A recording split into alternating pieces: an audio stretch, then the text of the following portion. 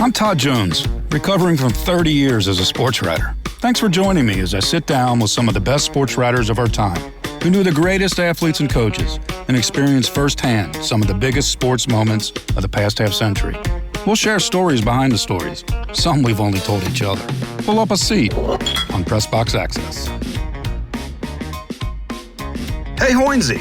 That's been the name of one of the most popular sports columns in Cleveland for many years. It's written by Paul Hoynes, known far and wide as Hoynsie. That nickname speaks to the relationship that Paul has with baseball fans in Northeast Ohio. Hoynsie's become like everyone's good neighbor, someone you know, someone you can trust. He's earned that reputation by covering Major League Baseball in his hometown of Cleveland since 1983. If something has happened with the Guardians, formerly known as the Indians, Hoynsie's been there. He's one of the most respected baseball writers in the business, and he's one of those guys you just like to be around. What a laugh. Hoynsie has a million stories, so many of them we're making this a two-part episode. Here's part one. Hoynsie, it's a pleasure to have you take a seat in this tavern. It's good to be here, Todd. Good to be here. Have you told your attorneys that you were coming here? No. They're on alert. I better have them on alert. We have alerted the Speed dial. Yes. Now, I like talking to sports writers, and I like talking baseball. And when I think about that, who else would be better to talk to than Paul Hoynes? Oh, God. Seriously, though, you've been covering the Guardians, formerly known as the Indians, since 1983, 4 decades. Yeah. Now, baseball writers are a special breed. That's a tough gig. When you think about 40 years and you're still doing it, what comes to mind about being a baseball writer all these years?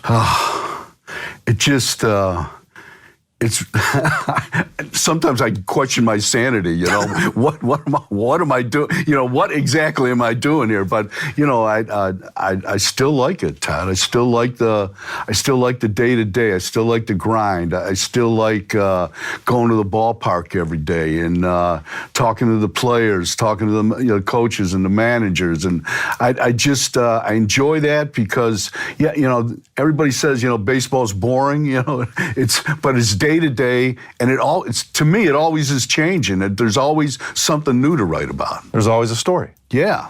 And your win, office, lose, whatever. And your office is Yankee Stadium one day. Right. Or, Not bad. Yeah, Yankee Stadium, Fenway Park, T-Mobile Park in Seattle. I mean, it is. You're never in the office, which is a really good thing. That helps. Baseball has so many stories, but when you think about it, being a sports writer also has stories. When you think about covering baseball, is there something that you reflect back on that epitomizes what this job has been like? Oh, man. Yeah, well, a couple things. You're writing and you don't know who's reading it. You know, you're just writing into the abyss, and you're just sitting there. Does this matter to anybody? Sometimes, but the epitome of the job is, that rush you get at deadline, I think, that adrenaline when you're trying to get something done and you have to file at the last pitch, last out of the game. Right. And then you have to run down to the to the locker room, and it's always pushing you, you're always getting pushed by the game, kind of. Right. Do you have a favorite deadline memory? I've got disastrous deadline memories. Hey, we deal in disasters, so let's get a good one from you. Yeah, well, the World Series. I think the Braves, Yankees. Maybe I can't remember exactly. We're in Atlanta, Game 1. Sheldon Ocker is sitting next to me. We're in the press box. Sheldon has a glass of iced tea. He knocks it over. It goes right into my computer, and it's boom, and it's dead. And I'm sitting there, Jesus Christ, what am I going to do now? And so, Bud Shaw was there. That's when we used to cover the World Series. I'm going to Bud, and he's sitting next to Dave Kindred. And Kindred was not writing that day. Let me use his laptop. Really? Yeah, let me use his laptop. That's awesome. And I'm sitting there thinking, by this time, I'm sweating bullets. I'm shaking, because I'm trying to calm myself down. I'm saying, you've done this 100 times. You've done this 1,000 times. Take a deep breath and just write the goddamn story. Well, if it's Kindred's computer, maybe you should have hit F4 right. and a Dave Kindred column would come That's out. exactly right. And then I was lucky because the computer came back to life the next day. So. That's amazing. Yeah. After the smoke came rising out of it. Now, I must say, we taped Sheldon, and he didn't mention this. Yeah, I know why. All right, in all seriousness, besides being a bulldog on the beat and so respected among your peers, and rightfully so, Cleveland Journalism Hall of Fame, by the way, there are so many stories about Paul Hoynes. Oh, God. All right? Now, I'm going to turn the table a little bit because I think being a character is part of being a sports writer for some folks. Can we start with this? Can you give us a hawk call? Oh. Right now? Right now. God. Well, okay. My wife isn't here, so I do this. She gets really, she wants to kill me. But I'll give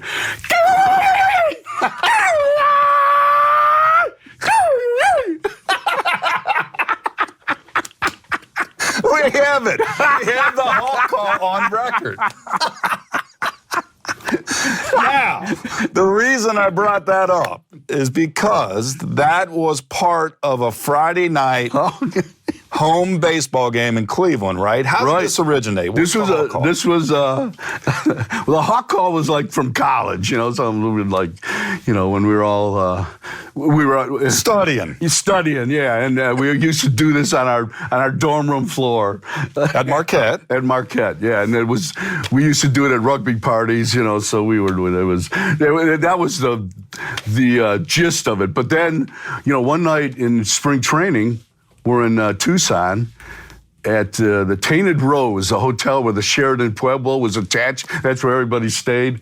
And we were at the bar, and we had a few cocktails. Yeah. And shocker. Yeah, and I started doing it. I did it once or twice, and Sheldon loved it. So Sheldon taped it, and we started, but we said, eventually it turned into, every Friday night at home games, right. Sheldon would, everybody would throw in $2. Everybody would, either you get the top of the first, top of the second, bottom of the inning. Everybody would throw in $2 or $3, and then one guy would tell me when to do it. What inning to do the hawk call. And so this just it was like a ritual, and I'd forget, sometimes I'd forget the innings. We'd have to go to the inquiry, there's an inquiry board. Sheldon would have to make a final decision. It was but we never picked the ninth inning because that's when the game was ended, and I was frantic on deadline, so. Well, I do remember coming up from the Columbus Dispatch the first time on a Friday night, and I'm in there and I'm trying to type away, and all of a sudden that sound came from the front row below me, and I'm like, what in God's name is that? It's Hoynsie. Yeah, but when Sheldon retired, thankfully it ended. Right. Well, Sheldon the pressure was off. Sheldon Oker, Akron Beacon Journal, all those years. I think he started covering the team in 1981. Jim Ingram. Yeah. You guys are like the three amigos. Yeah. Jim started at the News-Herald in the mid-'80s after you left and went to the Plain Dealer. Right. You guys have been traveling together forever. Yeah. So they've got stories about you. Oh, God. So I've done my research. All right. But, I'm glad you mentioned that because, those three guys, we traveled together when we were competitors. But, that made the beat survivable. It made it enjoyable because Todd, all I can think about when we were on the beat together was all we did was laugh. All we did, we just had a good time, and it was fun. It was, we were always talking. We were going to dinner after the games. We would go on road trips. Like in spring training, we'd go on. When they were trained in Tucson, we would go from Tucson. Every year they did this one trip. We would go Tucson, Phoenix, Yuma, and Palm Springs. And it'd take like 4 or 5 days. And so the three of us would get in. Sheldon would always drive, and I'd be in the back with the cooler with the beer. Jimmy would be riding shotgun, and God, it was a blast. And we'd always be in Yuma. We'd always end up in Yuma when they were, it seemed like every year we were there, they were honoring the Luftwaffe, the German Air Force, because it's a military base. It's an Air Force base. Okay. Yuma is, and I don't know. We were always there, and like in some inning they would roll out these guys, and I don't know what the hell, but it was always blowing. It was always like there was nothing from Phoenix to Yuma. It was all desert. We'd stop at this place in Gila Bend, Arizona, to eat. It was crazy. Yeah, it's an interesting relationship among beat reporters. So you and you and Sheldon and Jim, you're covering the same team every day. You're competing against each other, right? I think people don't understand how the media works that way. I mean, you guys are trying to basically knock each other out. Yeah.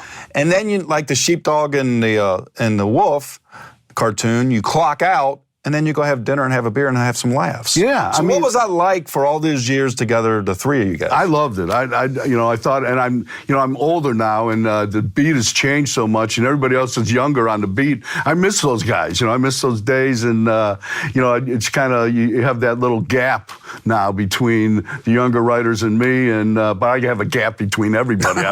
But yeah, that was fun, and on some beats, the writers hate each other, and they're always taking shots at each other, and and that just makes the job miserable to me. I mean, why torture yourself? The job is hard enough, and if you hate the guy sitting next to you, what good is it? Right. Even if they're poking fun at you. That's right. Yeah. Which leads me to this one. We're going to do the Hoynsie greatest hits here. Just hold on a second. 2 belts.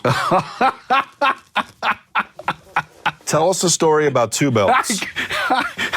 I've never lived this down. We were in Tucson in spring training, and I was late to the ballpark or something, and I jump out of bed. I'm getting my clothes on, get my pants on, and the pants. My belt, there was a belt already in the pants, but I was in such a rush that I didn't think I had a belt on. So I put 2 belts on, and I'm walking around all day like that. No one says anything. Then wait a minute, the players, no one said anything. And then Ricky Minch, one of the Indians PR guys, he goes, "Hoynsie, why do you got 2 belts on?" And I'm looking down, and I got 2 belts on. So years later, this becomes a legend, This is like, yes. And so years later, I'm at the postseason in Boston, and I'm check-in, and I'm checking into my room, and the bellman brings up my bag, and he goes, "Hey, somebody asked me, are you sure you don't have 2 belts on today?" And I was thinking, and Tracy Ringolsby had bribed the guy to give me that, to say that to him. I was like, Jesus. That's rich. That is rich. Well, while we're on the topic of pants, okay. My sources tell me there was a story involving Joe Carter. Oh, God.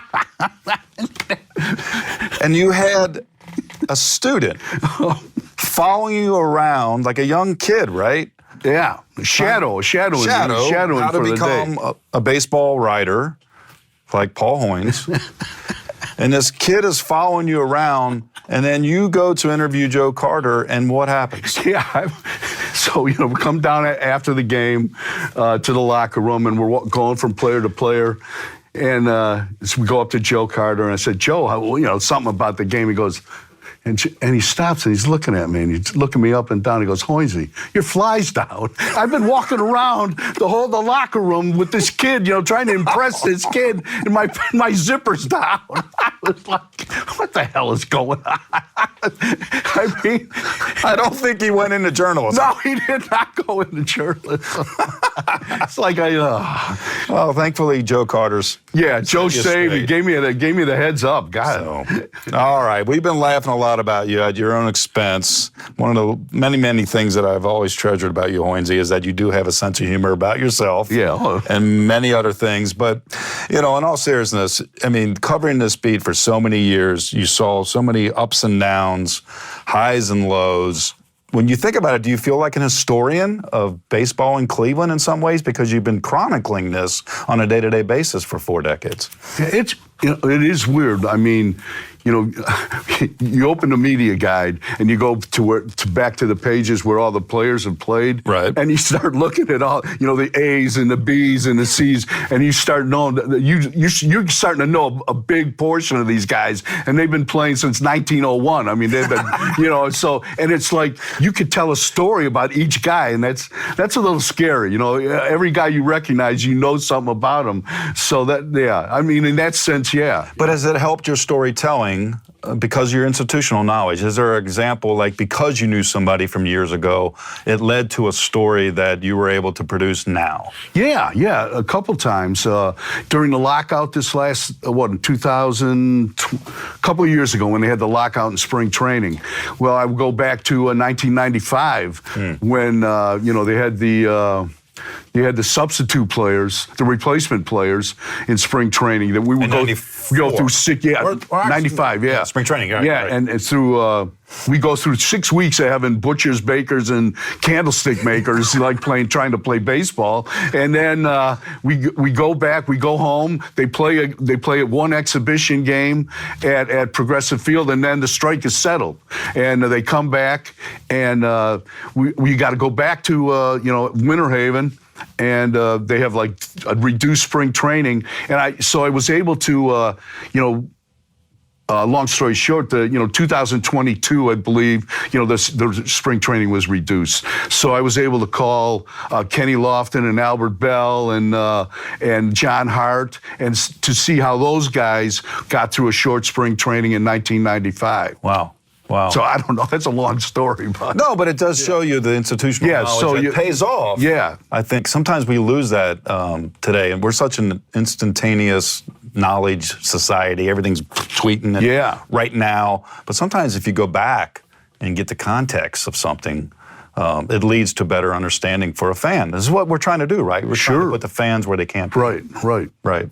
So you had that knowledge about baseball in Cleveland growing up because you grew up here. You grew up reading the papers here in town, right? Do you have favorite writers or people you influenced? I grew up reading, Bob Sudik from the Cleveland Press, Rush Snyder from the Plain Dealer, Danny Coughlin from the Plain Dealer. Oh man, Jim Bram, all those guys, Chuck Heaton, right. Bill Knowles. I mean, Leibowitz. Hal, of course, Hal Leibowitz for sure. Bob August, all those great guys. I grew up. I delivered the press. I was a paper boy. Did you really? Yeah, when I was in grade school or something. Yeah. You still deliver it now, once. That's right. But growing up in the city, you had an appreciation for the sports scene, right? The passion of it, and I think a lot of people don't realize that you've been doing baseball for so long, but you did other things before then. You covered the Browns, for instance. Yeah, I covered the Browns for the News-Herald and the Cleveland Press. Red Right 88. I covered. You were covering that game? Yeah, I covered Red Right 88. What's your memory? Yeah, just I remember Doug Deacon running off the field, and his mustache was frozen stiff. I mean, it was so cold, and you couldn't even see out of the press box. It was so fogged up and iced over. But and I just remember the last play, Ozzie diving in the end zone, and just the end, just how quick it ended. You were on the field at the end of the game. The writers would go out on the field before they would go into the locker room. So you're right there. It's happening right in front of you. It was, it was devastating. It was just because that was such a fun team to cover, and Sipe was so good. They had so many offensive weapons, and they just I remember they didn't kick the field goal. They could have kicked the field goal. I'm pretty sure. They would lose 14-12, I think. Something like that. And so they could have let Cockcroft try to field goal, and but it was so cold. I think he had missed one, and so they threw the pass. And then at the awards banquet, there was a couple months later, Cockcroft got up and told Sam Rutigliano, "Sam, you should have let me kick it." He's right. Yeah. Who would have thought that we'd have Paul Hoynes on the show, baseball writer, legendary baseball writer, and we end up talking about Red Ride 88. That's right. Which leads me to this. So you were covering the Browns. How did you end up in baseball? How did you make that move? Why? Were you a baseball fan? Is that what you always wanted to cover? No, I did it out of necessity. I was working for the Cleveland Press. The Press folded. I was covering the Browns for the Cleveland Press, and then I kind of retraced my steps. I went back to the Painesville Telegraph, where my first job, they were, the Browns were trading at Lakeland Community College then. So, I did training camp for them, and then the News-Herald, where I'd left the press to go to I'd left the News-Herald to go to the press. Right. Then they were looking for a baseball writer. Oh, okay. And because I'd worked at the News-Herald for 6-8 years, doing a bunch of different things, and so they're looking for a baseball writer. And I'm sitting there thinking, every baseball writer I knew was an alcoholic, or was getting divorced, or was on the way to getting divorced. And I'm sitting there, boy, do I want to do that? I'm not sure about this. This might not be the best thing for me. But I needed a job, so Ted Diden hired me, and to do baseball, and Harry Horowitz, the owner, who owned the chain of papers, the News-Herald, the Lorraine Journal, the Mansfield paper, and a couple other papers. He told him, "Don't hire this guy. He's going to leave in 2 years. He's already left you once. Don't hire him again." So, but Ted hired me, and I left out 2 years later, and we got into a fight in the press room. All right. Well, wait a minute. Tell us this story. You got into a fight in the press room. Yeah, I mean, we got. He had Ted had he kind of put his neck out for me, and literally. Yeah, and I took the job. I covered the Indians for 2 years, I think 83 and 84. Right. And then the Plain Dealer called, and I'm sitting there. I told him, no, I'm not doing it, and I'm going to stay here at the at the News-Herald, and then so I'm talking to Jackie about it. This is a couple of weeks past. He goes, we could use your wife, Jackie, my wife, and she goes, we could really use the extra money. I said, you're telling me now? We've talked about this for 2. So I go back in there, and I call Tom Greer. Bud Geraci? Yes. Bud Geraci is interviewing for the Indians job with Tom Greer, the sports editor, former sports editor. He's going to get the job. So I called Greer, the sports editor, I think that same day, and said, "Tom, is the job still open?" And Bud is never forgiven. Well, I think he kind of. I think he did all right. He did okay. Yeah. He did a lot better than staying in Cleveland. So, so I ended up going to the Plain Dealer, and I go in to tell Ted, this, and he had this little glassed-in office in the newsroom, and words came, push came to shove, and that was it. It was it was a baseball fight, a lot of pushing, but that was, and him and me were really good friends, and then he becomes the sports editor of the Plain Dealer, and I'm still there. And we're good friends. We got past it. We're good friends, but it was not my best moment. Did you get a judge's decision on that fight? Yeah, that was a draw. the only thing, the typewriter lost, I think. Typewriter? The typewriter got knocked over. I thought it was a stone tablet. Yeah. All right, so you start covering baseball for the Plain Dealer after a couple years at the News-Herald. The Indians at the time were not successful. Let's put it that way. Yeah. Let's put it this way. All right, people think about Cleveland baseball. It's been very successful since the 90s, obviously, when the new park opened downtown and the whole renaissance. But in the 80s, they're playing at old Municipal Stadium. I looked it up. I think your first 3 years on the beat, they averaged like 9,000, 8,000, and the place held like... Yeah, 80,000, 75,000, 80,000, Right. yeah. So you're starting this beat as a baseball writer. What was it like to go to the park every day where the team's losing, there's nobody there? What were you thinking? I loved it. I liked it. I liked the players. I was used to the NFL where it was kind of a little bit restricted, and there was some guys, just a little paranoid to talk to you. Right. Baseball writers didn't care. I mean, the baseball players, they talked. The access was great. You could talk to the coaches anytime you wanted, and they just seemed more. There was like more freedom to the players. I thought they were looser. They'd tell you stuff. It was fun. It was fun to cover those guys. They were right in front of you. Yeah. They're there every day. Right. And you had that tiny little locker room. Nobody could escape. So if you waited for a guy, he had to come out eventually. Well, describe it for us. Because now it's like we have press conferences. They put him behind a podium, and it's all controlled. But in these days, you're going into this old locker room in Cleveland Stadium. How big was it? Yeah, I mean... it's not too much bigger than this room. Maybe two of these rooms, there was like 30 lockers, and it was just crammed in there. And then the training room was about this big. They had, they had a tub, a whirlpool tub. It was named USS Thunder for Andre Thornton because that's where he spent most of the time. And Jimmy Warfield was back there, and Paul Spicuzza were back in the trainer's room. One table back there. So, I mean, the only thing was, it was really, if you wanted to talk to somebody, the guy next to you is here, they're hearing the whole interview, and they're dropping wisecracks or F-bombs. And so that was kind of bad. But it was fun. It was a fun place. What did you learn as a young reporter to strike up a rapport with these guys? Because they're, the thing about baseball is it is every day. It's a game built on failure, right? If you fail 7 out of 10 times at the plate, you're a good hitter. Yeah. How did you deal with that day to day, and then trying to get guys to open up to you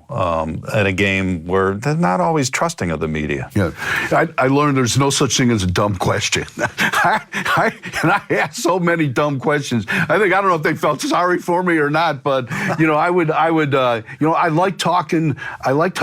The thing that really interested me was the Latin ball players. Like a guy like Julio Franco, came from the Dominican Republic. They acquired him from the Phillies, and he just I really liked him. I liked talking to him, and what did you like about it? It was a different culture, a different world. They're coming from a different, kind of part of the world, and baseball is all they had. I mean, this is the only thing that got them off the island was baseball, and I really liked that. I admired that about him, and Julio was a trip, man. He was. Well, tell us about it. He was one of the best right-handed hitters I've ever seen, one time he got arrested down in the Dominican for carrying a gun, and Gabe Paul was the GM or the president. He told me, and so I figured, he's down in the Dominican. I gotta try to call him. And I don't speak Spanish. I still don't speak Spanish. So somehow I get a number to the jail where he's being held, and I figure out, I figured the louder I spoke in English, the more they would understand me in Spanish. So something happened where I got a hold of Julio, and I said, Julio, what are you doing? And he goes, nothing. I'm fine. I goes, well, how are you staying in shape? And he goes, oh, my brother comes by every day and hits me ground balls when he's in jail. I'm just saying, this is a different culture we got going here.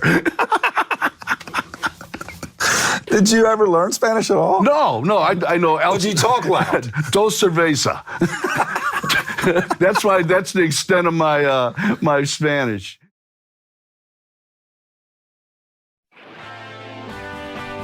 This is Alex Hasty, the host of Ohio versus the World, an American history podcast. On Ohio vs. the World, we'll travel back in time with the authors, historians, and even witnesses to visit the most exciting, consequential, and too often overlooked topics that have shaped America's history. There seems to be an Ohio connection to so many important moments. When you said Ohio versus the world, we did some damage. So join us and we'll take a deep dive to enlighten, educate, and entertain you as Ohio vs. the World makes history fun again.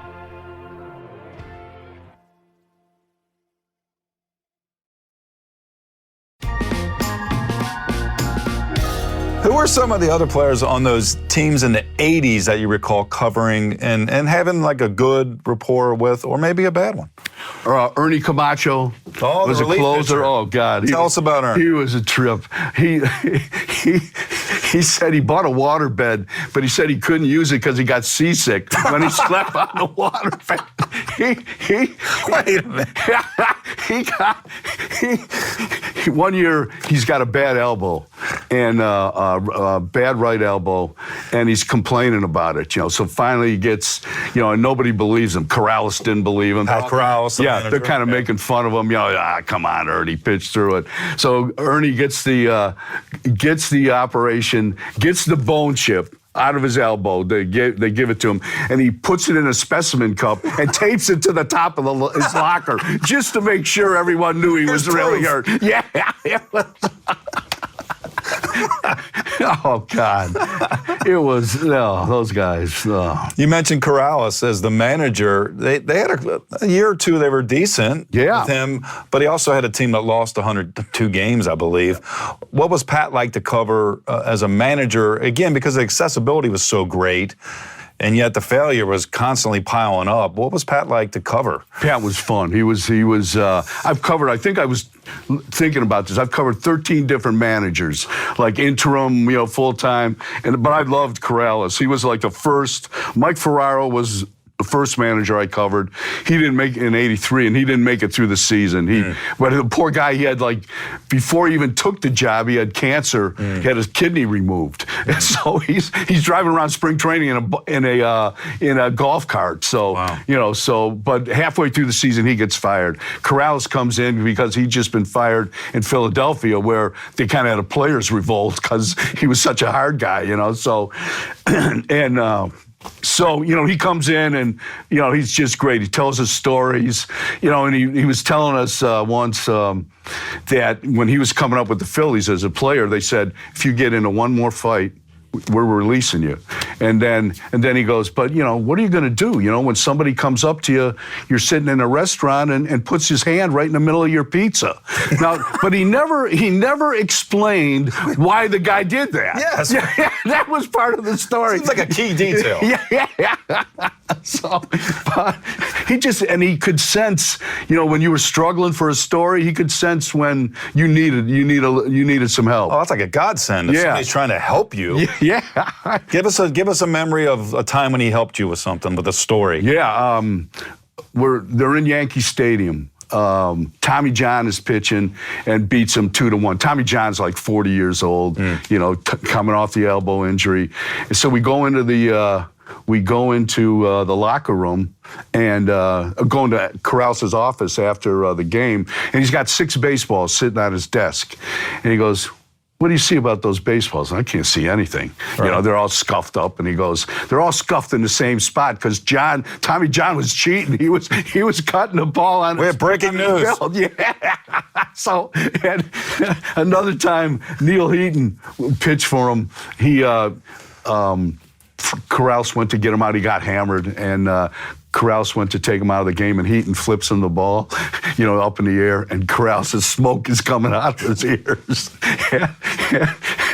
So after the game, he's packing his equipment bag. He goes, that motherfucker ever does that again, he's gonna go back to, I think, to wherever they were, to Columbus or something. He's throwing his shoes against the wall.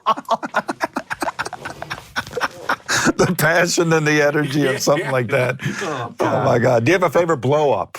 Do you have a favorite blow-up of a player or manager in a setting like that? Because, again, it's kind of like you're in this little room, and people are on top of each other, and there's a lot of emotion because of a win or a loss, but is there a night where something went awry? Well, unfortunately, I was. Oh, excuse me, Mel Hall, perhaps? Yeah, Mel. You want to hear that? Yeah. Mel Hall was an outfielder for the Guardians. Indians came over from the Cubs with Joe Carter. It was in the 80s. Yeah, nice guy. I mean, a good guy, a funny guy. But there was a woman filed a lawsuit against him saying back child support or something. And he had also been in a car accident one year, the year before or something, with the traveling secretary, Mike Segui. They got in a car accident coming back, and he got hurt. He was knocked out for the season, Mel. And he sued his company, sued Segui's company or insurance company. So I write this story about combining the two things, the woman and... Hey, this will make a good meatloaf. Yeah. Let's combine this with that. Yeah. And so I come in Sunday morning into the locker room, and Corrales goes, "You better get out of here. There's a bounty on your head." So I'm turning around to get out of the locker room, and I run right into Mel, and he is like screaming and yelling at me. And he goes, "If I'm not wearing this uniform, I'm gonna kill you. Kick your butt. I'm taking you outside." And this is going on, and I'm sitting there, God, and I'm it's in the middle of the locker room, and I don't know what to do. Do I just turn around and walk away? I said, everybody's in there, and I'm sitting there thinking, if you turn around and walk away, So I made a mistake. I just opened my mouth and goes, "Mel, I'm sitting right here," and he goes staring across the locker room, and we slam into each other. And I ended up at the bottom of Carmen Castillo's locker, and Otis Nixon's on top of me. I grabbed, so it saved my life. Otis Nixon pulls Mel off. Tony Bernazard and Mike Patica, one of the writers, they kind of pushed me out the door. I was like, it was like, and that's the last time I did anything like that. You realize this is the second fight you've been involved in that we're talking about. I know. I detect a theme here. Yeah. So that was. Did you guys ever patch it up? Yeah. Again, because you got to come back the next day. Yeah. Well, you might have to interview him. After the game, he's sitting there laughing. He's joking with me. He it didn't matter to him. He goes, "Why did you do that? Why did you say that?" And but Did you find guys who didn't hold grudges, or those were the guys you could deal with? If you could be honest and they could express themselves and you might butt heads over something, fine. But if they didn't hold a grudge, we're just working here. Yeah, no, I mean, there was a lot of, especially pitchers, I thought, were like that. I mean, starting pitchers, those guys, they talked to after every game, win or lose. They knew what you were doing. Some guys understood it. Some guys thought you were just taking shots at them. But, it just, I think if you're fair, if you try to talk to them, try to get, do both, give their side of it if something went wrong, or you wait for them if they made a big error and ask them, or maybe ask them the next day. Right. I think that, that's how you kind of navigate your way through those situations. I mean, the fact that you and Mel Hall were fighting at the bottom of a locker, and a few hours later after the game, yeah, you're laughing. And we were good friends. I remember, not friends, but, just coexisted. Right. And I remember, several years later, I'm at an all-star game at the post-game party or the pre-game party in Texas, and I'm walking along, and Mel's there with his girlfriend, and he goes, "Hey, this is the writer I almost killed." She introduces us. That's tremendous. Yeah, so I don't know. Well, I think that, again, a theme here is wrestling. Yeah. You're a rugby player at Marquette. I think there was a rugby reference or something involving Bud Shaw and Albert Belle. Oh, God. We had Bud on the show, and Bud recounted a tale where he wrote a column for the Plain Dealer about Albert that Albert didn't quite like. They started going at it, and then you stepped in. Yeah, I just, Albert accused Bud of, going into his locker, Which was not true. Yeah, and right. Because Albert had kept, somebody, either Davey Nelson or Charlie Manuel or somebody had told Bud that Albert keeps a notebook of every umpire, of what a strike zone is. Yeah, his work ethic is incredible. Right. And I think Bud wrote about that, and Albert, just being Albert, accused him of being in his locker. And so, I'm standing over at the other end of the locker room, and all of a sudden they're going nose to nose. And so I went over there, and I was just standing there, and I just felt like if something's going to happen, I'm going to tackle him. I'm going to take him low. But nothing. I mean, John Maroon, the PR guy, came over, broke it up. Sandy Alomar broke it up. He took Bud and me over. He says, that guy's crazy. Just stay away from him. Thanks for joining us for part 1 of our conversation with Paul Hoynes. Make sure to check out part 2 with Hoynsie when that episode comes out on April 24th. Thanks for listening to Press Box Access. You can find us here with a new episode every other Wednesday. If you enjoyed this episode, please be sure to subscribe and follow us on Apple Podcasts or on your favorite podcast app. We'd love for you to review us. 5 stars would be nice. Follow us on social media. Drop us an email at pressboxaccess@gmail.com. And be sure to spread the word. Everyone is welcome here. This has been a production of Evergreen Podcast. A special thank you to executive producers Michael D'Aloia and Gerardo Orlando, producer Bill Huffman, and our audio engineer Nathan Corson. I'm your host, Todd Jones. It's closing time. Rock on.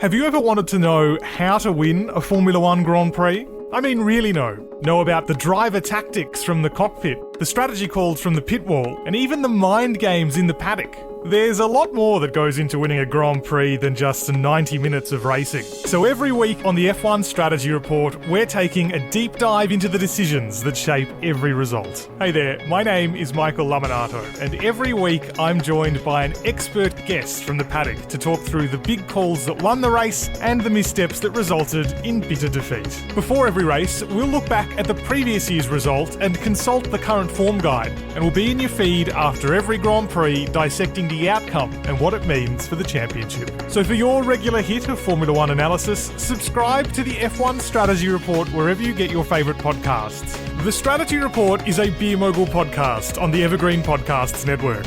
My name's Michael Laminato, and I'll catch you after the checkered flag.